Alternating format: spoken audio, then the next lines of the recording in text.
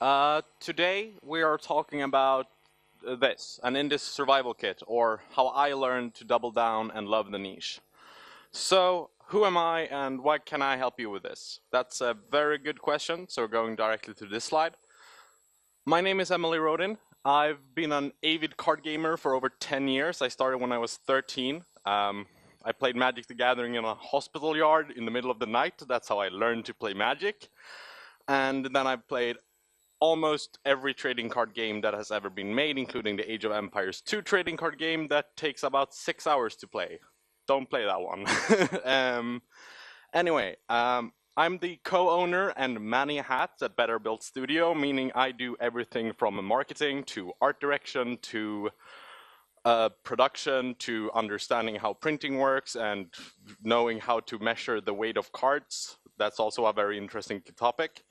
I've been an indie tabletop game developer for 2 years, which means I'm in the very fascinating studies of shipping things from one side of the table to another side of the table, or the world, or wherever you want to put your things. So what is so special about tabletop game development compared to digital game development? We have a lot of different costs and a lot of different things we need to handle. But there's also very much the same things, because we still need to make good games, and we need graphic design, and we need systems design, and we need all of that. A lot less coding though, unless you're making websites, and websites are great. So what have I made? What's the thing we do at BetterBuilt? Well, we're building State of Wonder. State of Wonder is a heavy strategy card game, or a pocket 4X game. That released in July 2018.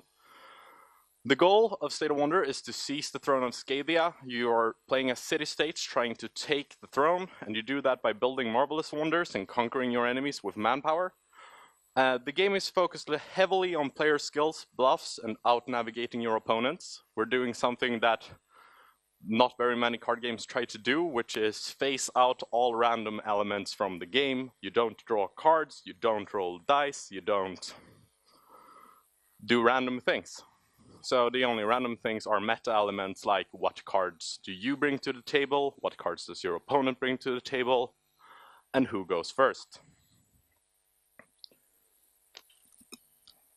So, how has this venture gone? Well, we started our crowdfunding journey in 2018. We secured funds directly from our audience, which was pretty cool. It went like most tabletop first-timers. We got up between 30 and 60k euros, or 3 to 6k euros. And that's basically the average for a first-time tabletop game designer in the market, in the field. It's nothing explosive, but we also won first place in Visby Game Camps in 2018, October. We secured an additional 10,000 euros in development. And we did this by basically scrapping our digital version. We had been building on a digital version at this point for 6 months. And as we were talking to people and about how you market the digital game, how to reach out to the players in a digital market, we basically understood that we also need to build a game and pay our players, because marketing fees, basically more than they would ever pay us. So because of the extremely heavy competition on the digital card game market today, we have both Magic the Gathering Arena, which is releasing sometime in 2019. We have Artifact, which released in 2018, like a week ago. And we have Hearthstone, which is still the major player there. So, we sold over 500 copies in 3 months since release. So, basically 4 months now. This sounds like basically nothing for most people in here. When you're talking about downloads, you get like 30,000 downloads in a regular market.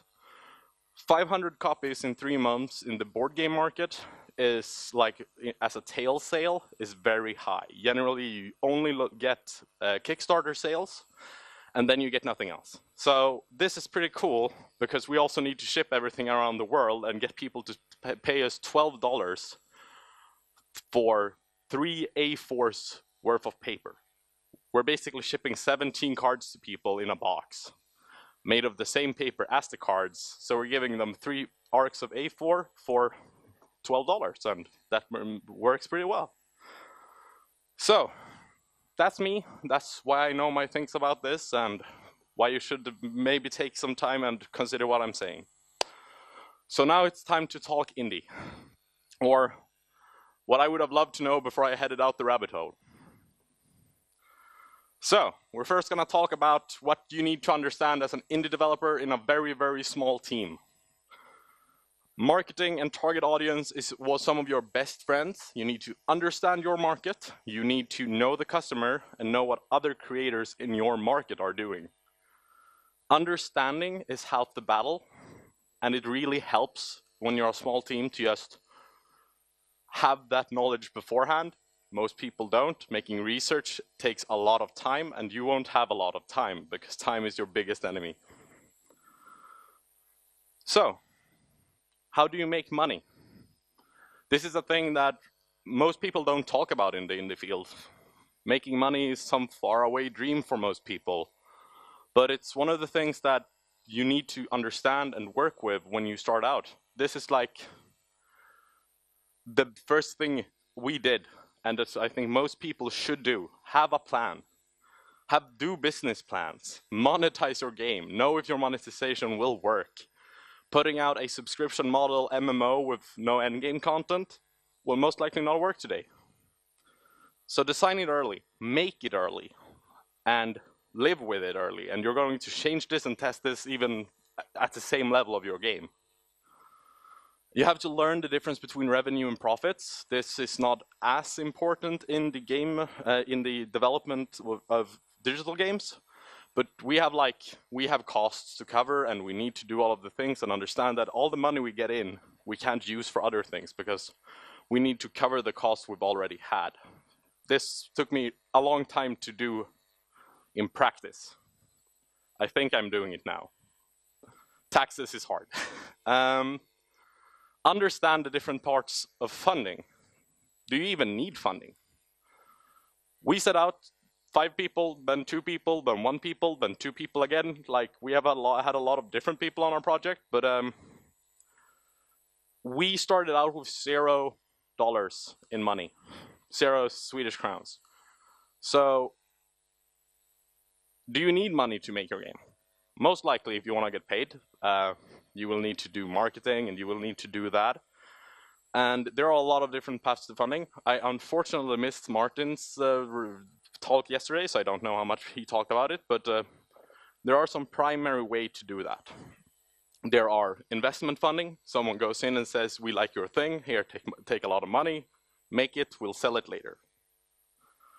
You can also crowdfund, which was what I did at the start.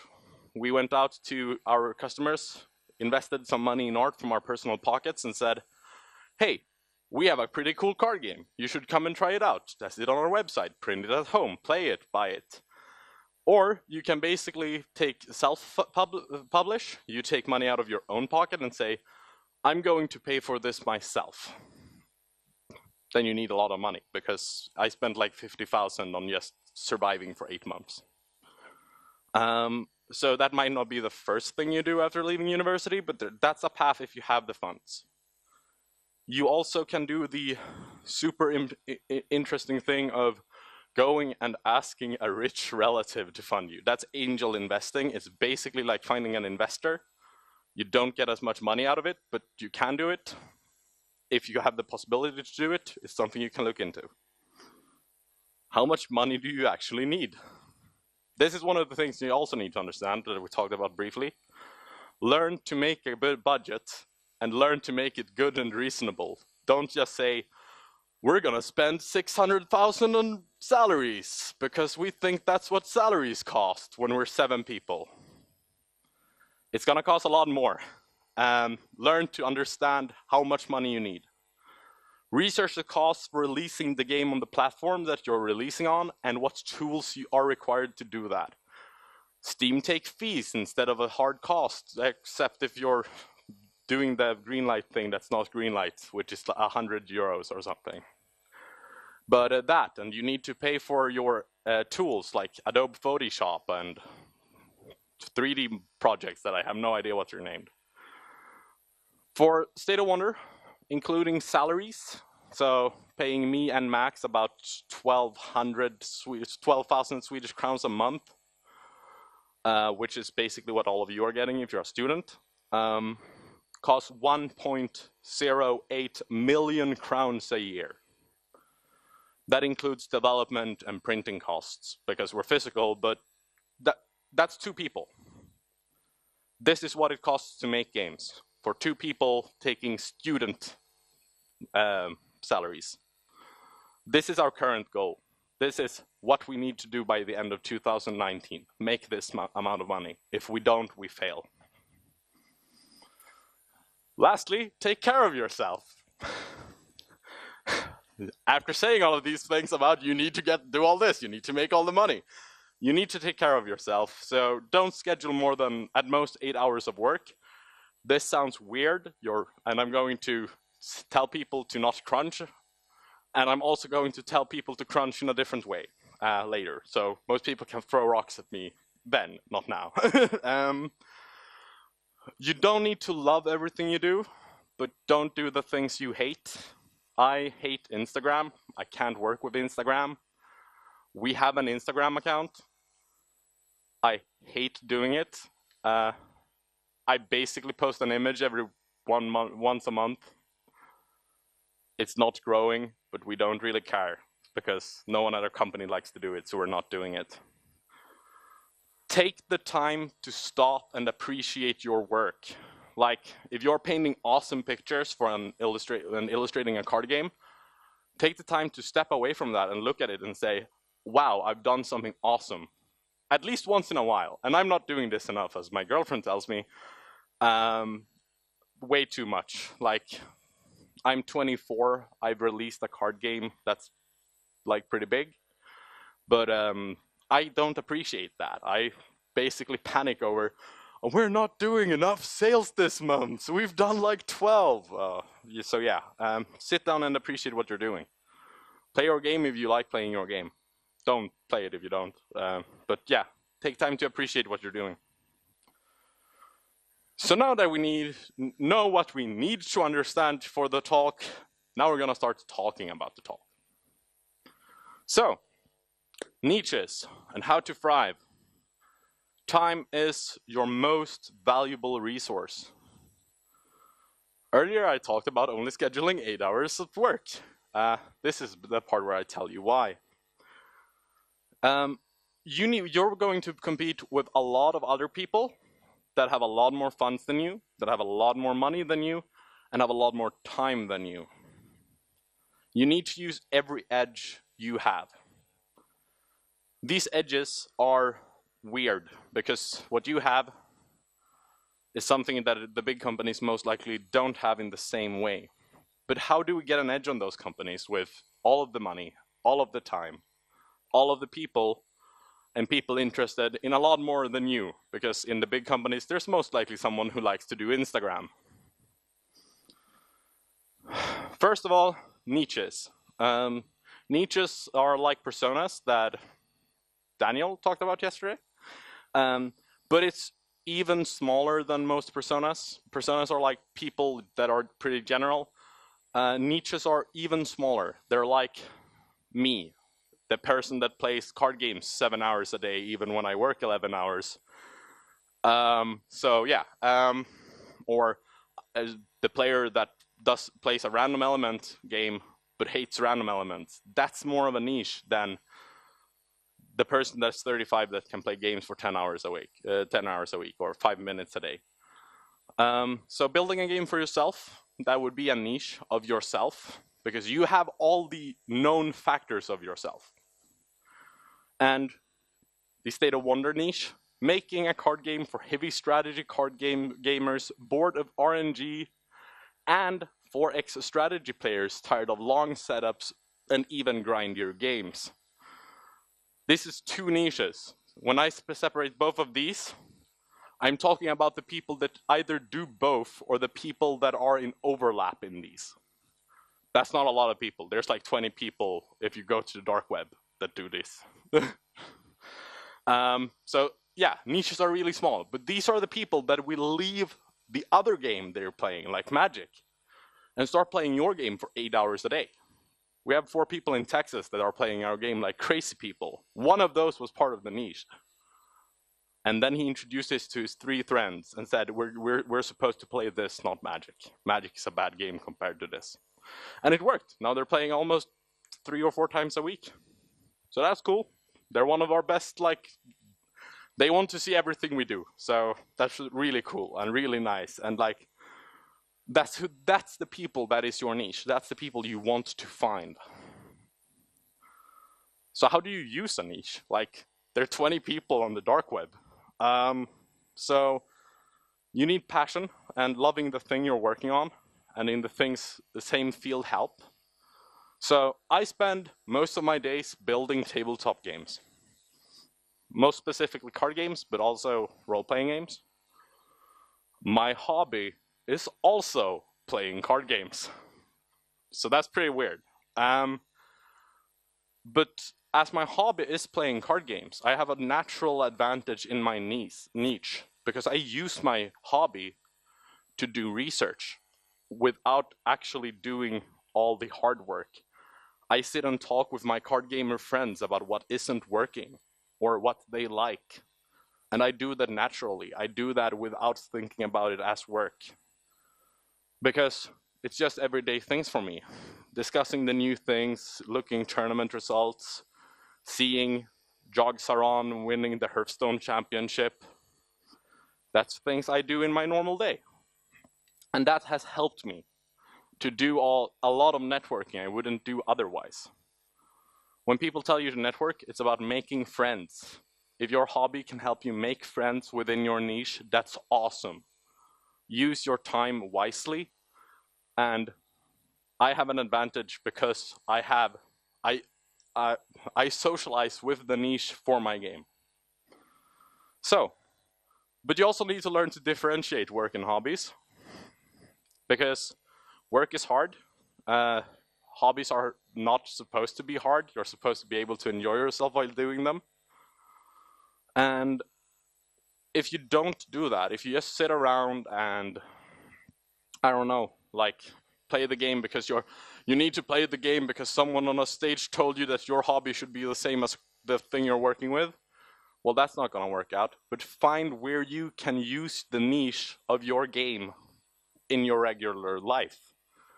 It might be just, I like to share stuff on Instagram, like I don't like to do. But if you do that, then you could basically not work at State of Wonder, but if you would post pictures of State of Wonder cards every day, well, that would be awesome.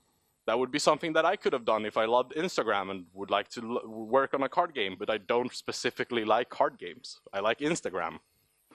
Use those things that can reach your niche to your advantage in your free time, because time is one of the most valuable resources we have.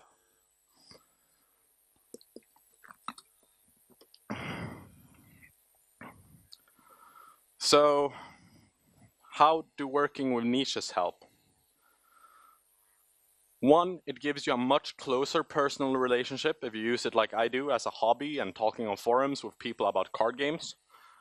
But it also gives you an edge in qualitative research. Not really real qualitative research like you do at the university with interviews, but you talk directly to your audience. You don't send them a test or a interview questionnaire and ask them to fill it out. You are sitting there talking to every single part of your audience when they're doing the thing they love, and you get so much valuable experience from just that.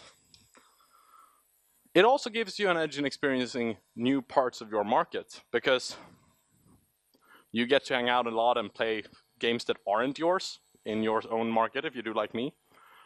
And you find competitors. You find small competitors that are doing the same thing that you're doing. Talk to them, ask them questions. What have they done that works? What have they done that doesn't work? Steal their power, but with friendship. 100% more friendship. So, as I talked about earlier, you don't have the same number of work hours. You don't have the same level of money, And the bigger industry players have people that like a lot more things than you do. You need to be the best, in quotation marks, at what you're doing. Or you need to use everything you can do to survive. You need to use every edge you have to even gain a footing. So now the other part of this, the art of decision making. Decisions are hard. You will get to perform a bunch of them. Congratulations. Going indie is awesome. I promise you. You will be doing a lot of small decisions, such as setting numbers of cards, defining variables, deciding if a dude should have an axe or a sword in this scene. A lot of things. You will also make a lot of big decisions, like setting launch dates or deciding when to press the big button that pays 300,000 Swedish crowns out of your bank account. Those are hard. Those are the really hard decisions, because after you've paid the 300,000 and they start manufacturing the thing, you can't really say, oh no, I want to go back on that. So all decisions impact your project. One of the biggest things in State of Wonder that we're having a problem with is that we set an 8 instead as a 6 on a card. Because it impacts the entire format that you're playing the game in when you're building your own decks so much that this one card is so powerful that people just play that card and don't use the other cards, or they only use cards that can interact with that card. And that's a problem, because now we can't change it because it's a printed card. We can ban it from tournament play, but we don't have enough cards yet to start banning. And we can make a reprint, but that costs a lot of money. So yeah, we're in a pretty weird spot, but you can't let them do way too much damage to you. So, as I mentioned, there is a point when going back on decisions won't work anymore. You've ordered 1,000 copies of your game, you're paying 300 Swedish thousand crowns. You can't go back on that. If you're buying a tool on Unity Market, I think some have refunds, but not all of them. Or you've used it for too long and like, this isn't working for us anymore, we won't be using this tool. Well, we spent 10,000. That's 10,000 spent that you're never getting back. You need to learn how to be satisfied with the choice you made, even if it turned out to be the wrong one. As I mentioned earlier, like the 8 instead of a 6. We were testing the 8 and 6 problem on this card for basically a month. And we went with the 8 because the power level of the starter deck was more in line with the others at this point. But in constructed play, where you build your own deck, the card is so good.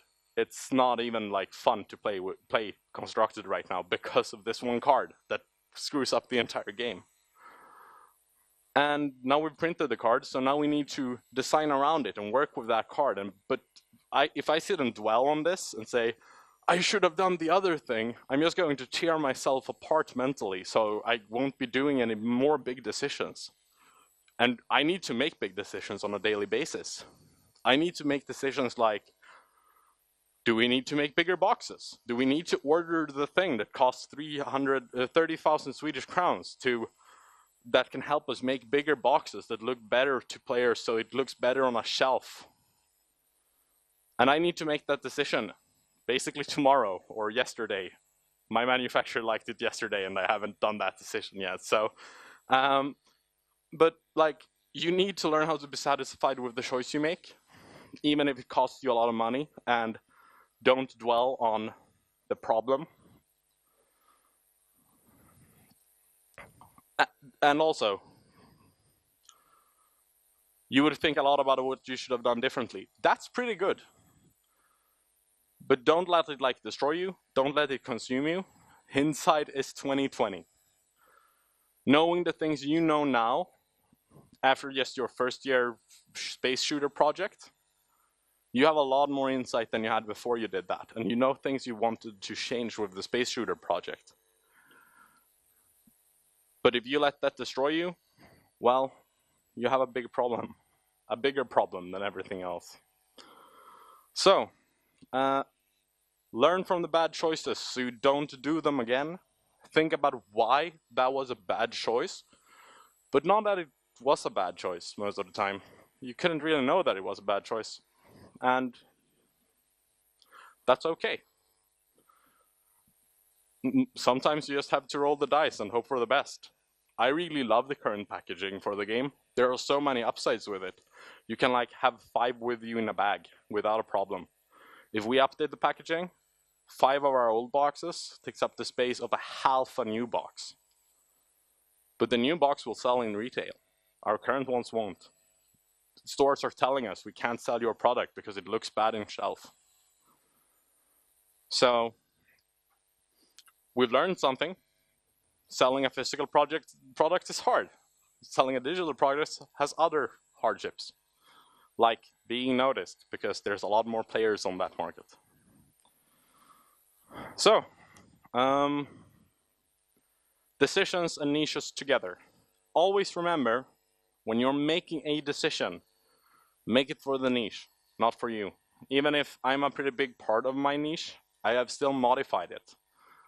I don't play Twilight Imperium very often, but I know that there are parts of Twilight Imperium I don't like, but setup and long playtimes are not those parts that I don't like.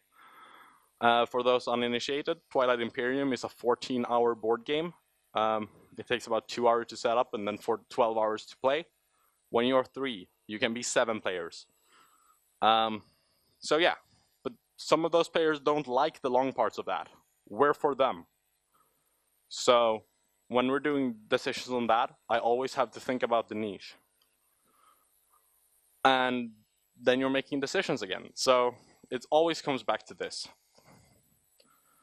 So I'm starting to like be finished with the parts of my slide because I did some bad planning this week. But if you take 3 things from this talk, these are the ones you need to be thinking about. Care about yourself.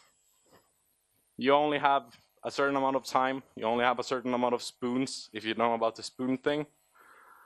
And talk directly to the niche. Talk directly with the people you like to talk to. Don't like scream into the void. Don't make Twitter posts without engagement. Don't do Facebook posts without any kind of engaging thing, because no one likes to just be talked at. People want to be talked to.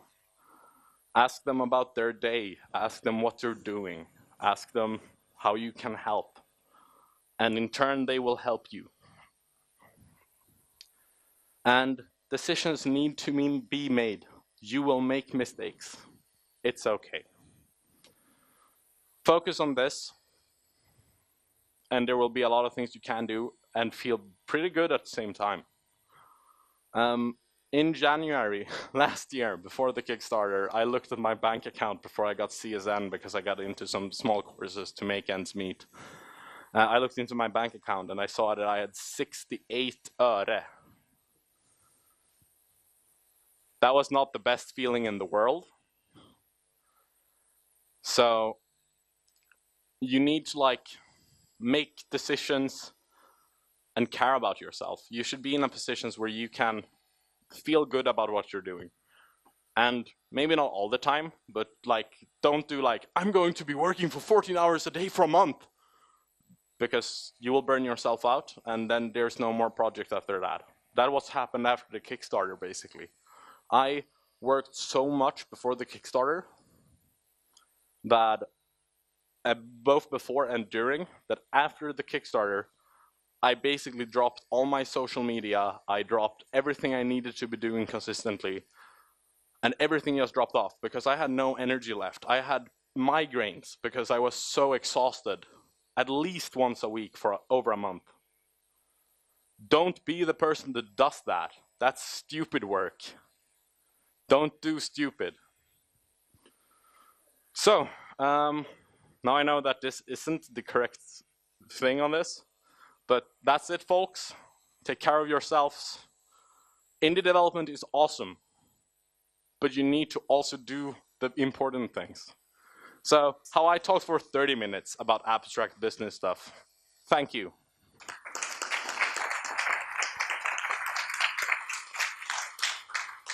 Questions? Hopefully.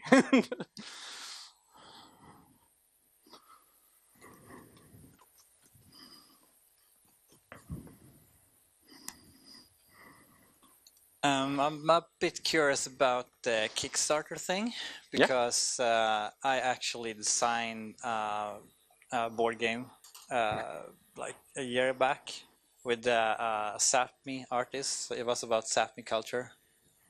And I got super scared about Kickstarter because it seems to be like, at least for one person, straight up work for months to like set up a good first page and then goals and then talk to the people and then make sure the goals are reached in time and yeah. So how do you handle all that? So the question is, how do you handle a Kickstarter? I'm just gonna boil it down to that. Kickstarter today, and it's getting worse by the minute, by the way, is turning into a pre-order store more than anything else. And this is something that you need to know from the beginning. The wind-up work with building the pages, building the goals, setting good budgets, like budget things correctly, have a goal that you can work with. That takes months. Yes, it takes months. But you also need to build the game. You also need all the art assets. You need to be done. When the Kickstarter ends, you're basically supposed to press a button to manufacture. And that's really scary. And it's getting worse and worse. There's a big board game company that I can't really recall the name of right now. But they've basically asked Kickstarter to change their business model to become a pre-order store so they can use Kickstarter for pre-orders. And that's scary because it basically forces out all the smaller players that can't afford 200 art pictures because they can only do 20 with their limited budget that they had before. So Kickstarter is becoming less and less a crowdfunding source and more a pre-order store where you need to make sure that you can sell all the things that you've already made. And it's scary. And as you said, I think you're pretty well researched already with your comments about it takes months and you need to have a good page and you need to have a research thing and you need a trailer and you need a gameplay footage and you need all the things. Kickstarter is becoming more and more scary. That's the only thing I can say. And we're currently discussing, me and 4 friends that have different board game companies right now, that if you want to have a chance as a board game dev that are proposing an idea instead of a finished product, you need to have done that by the end of 2019 or you will most likely be just pushed out of Kickstarter.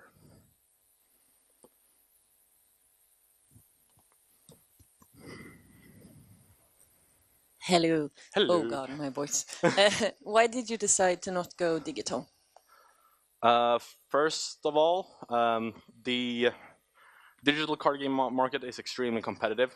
The acquisition rate for users is about 40 crowns per person, which is a lot, like a lot, and most people don't pay in digital in the same way. But also because I don't know digital card games as well as I do physical card games. I know the physical card game market. As I mentioned in the start, I've been playing card games for over 10 years. Both the historic value of that, knowing what have been, and knowing what is right now, is an extremely great resource that many devs have but don't use as well. It's also the thing with market. It's easy. Kickstarter right now for non-digital games are pretty friendly. It's like I just mentioned, it's really scary, but it's friendly compared to the digital version where games you have to make like 300,000 Swedish crowns. Well, then you need to bring the entire audience for that beforehand if you're going to Kickstarter. And to make a digital version, I needed a coder. Now I have a coder, but that's because I paid him at first, and then we just like started working together naturally in another way.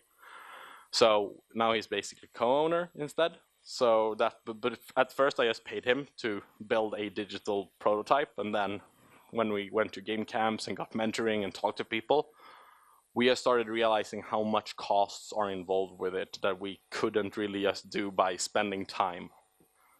servers are weird. They're not very expensive for a turn-based game, but if the game ever blows up, then it can become very expensive very fast, especially with marketing as well.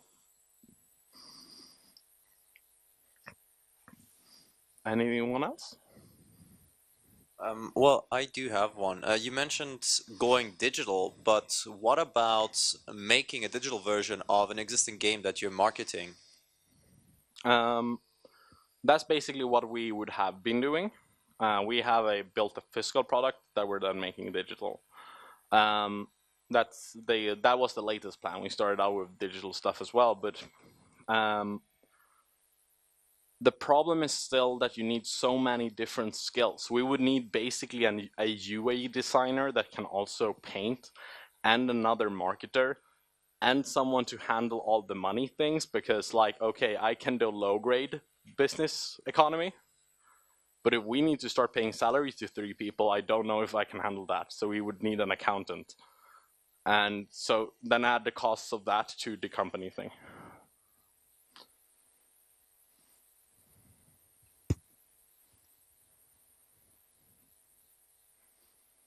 Anyone else?